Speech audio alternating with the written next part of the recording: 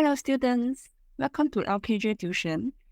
Today, I would like to touch on the chapter of differentiation technique. So in set 3, do you remember you have learned about how to find the gradient of a linear equations? So let me have a recap with you.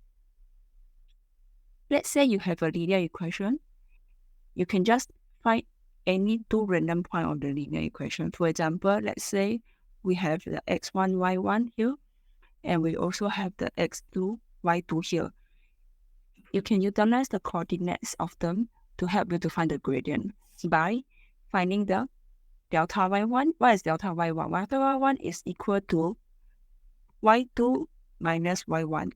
And to also find the delta x1 by equating it to the x2 minus x1. And then you can apply it onto the formula. Gradient m is equal to y2 minus y1 divided by x2 minus x1.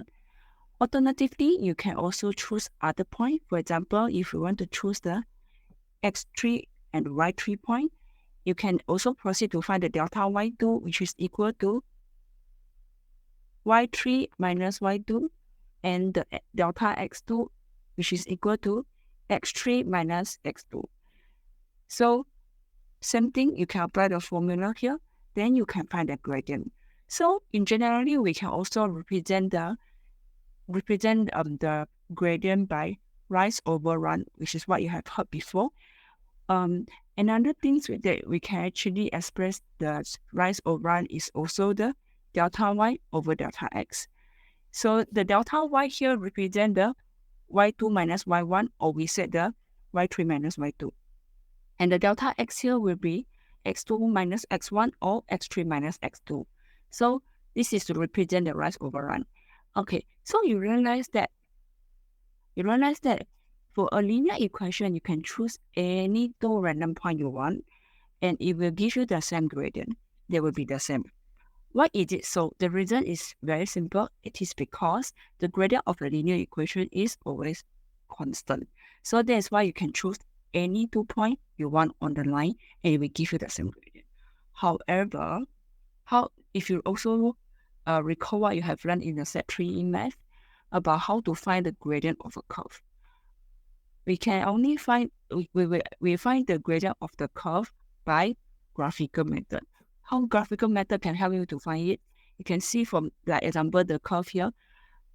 Let's say you want to find the gradient at the point A. What you have to do is to plot the tangent line on this point.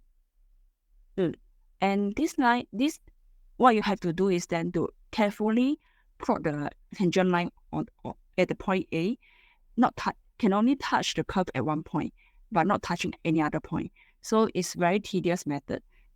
Similarly, if you want to find other point on the curve, for example, let's say you want to find the tangent, if you want to find the gradient at the point A, point B, you need to plot the tangent line here to find it. So what you can observe from this is that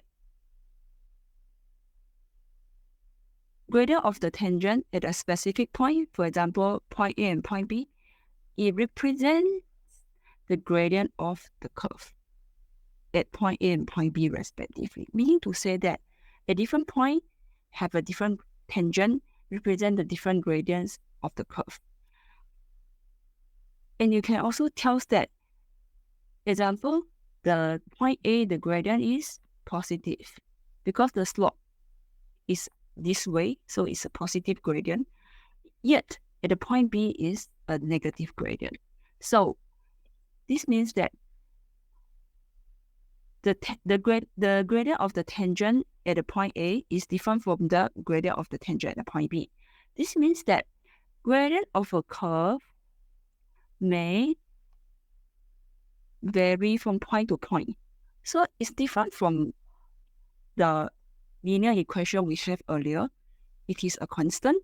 For a curve, it varies from point to point. Yeah.